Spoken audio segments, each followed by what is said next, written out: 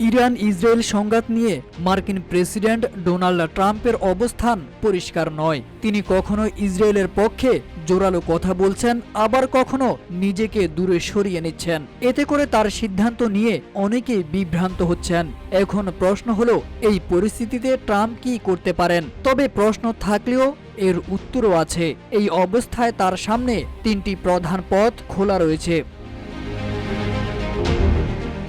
প্রথম পথ হলো ইসরায়েলের নেতানিয়াহুর চাপে পড়ে সামরিক সংঘাতে আরও জড়িয়ে পড়া।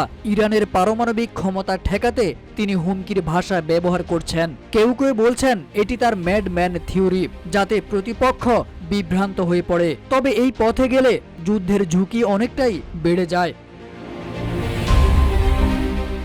দ্বিতীয় পথ হচ্ছে RICL TMX, যুগের পর যুগ স্থাপনা থাকে মজবুত।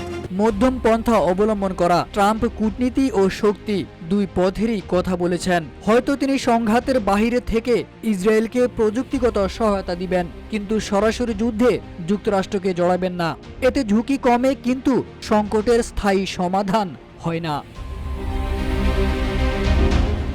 তৃতীয় পথ হলো ঘরের চাপ মাথায় রেখে পেছনে সরে আসা। ট্রাম্পের অনেক আমেরিকা ফার্স্ট ঘরানার সমর্থক এখনও ইসরায়েলের সমর্থন দেওয়া নিয়ে প্রশ্ন তুলেছেন। তারা মনে করেন এই যুদ্ধ আমেরিকার স্বার্থে নয়।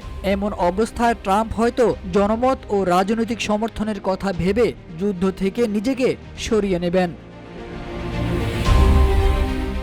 এই তিনটি পথের যে কোনোটি বেছে নিলেও সিদ্ধান্তটি শুধু মধ্যপ্রাচ্যের জন্য নয়, ট্রাম্পের রাজনৈতিক ভবিষ্যতের জন্য গুরুত্বপূর্ণ হতে পারে।